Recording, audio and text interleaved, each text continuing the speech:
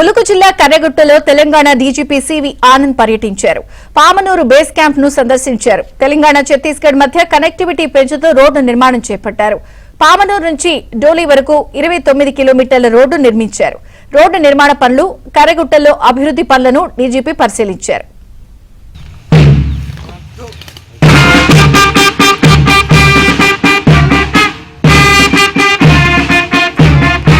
One, two, three.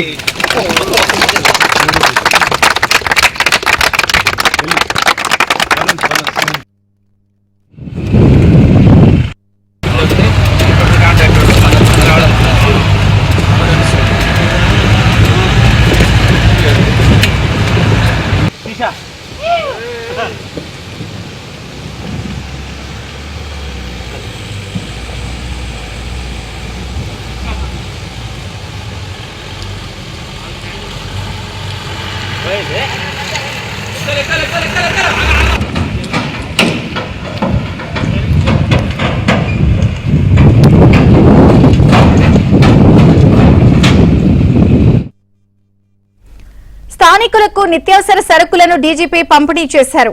మాజీ మావోయిస్టులతో DGP సమావేశమయ్యారు. లొంగిపోయిన మావోయిస్టులకు అన్ని విధాలుగా కేంద్ర రాష్ట్ర ప్రభుత్వాలు అండగా ఉంటాయని డీజీపీ సివి ఆనంద్ హామీ ఇచ్చారు. కమిటీ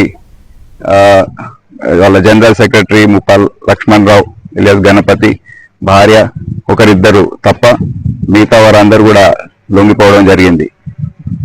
ప్రభుత్వం తరఫున వారికి రీహాబిలిటేషన్ కోసం అన్ని రకాలుగా సౌకర్యాలు ఇస్తుంది.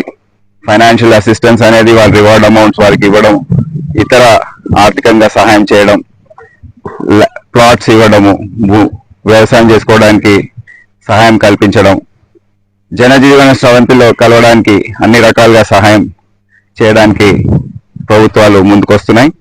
అదే సమయంలో ఈ ప్రాంతంలో అభివృద్ధి కార్యక్రమాలు ఏవైతే అవసరమో, ఎందుకంటే మళ్ళీ ఈ ప్రాంతం ఏదైతే ఉందో ఈ అడవి ప్రాంతం రిజర్వ్ ఫారెస్ట్ అయినా కొద్దిగా టూరిజం లాంటి చర్యలు చేపడితే ఇక్కడ సామాన్య ప్రజలకు వచ్చిపోవడానికి బాగుంటుంది. అప్పుడు ఏరియా ఉపాధి కల్పన అనేది జరుగుతుంది.